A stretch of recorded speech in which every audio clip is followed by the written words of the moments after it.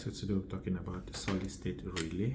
This is a solid state relay, and this is another one. Both of them, they are all solid state relay from Allen Bradley, the producer. As you can see, this is the switching part, this is the activation part. So if you supply a signal A1, A2 plus minus between 5, it is written between 3 to 32 volt DC, it will activate, it will close, it will control this relay output. It's the same thing here also.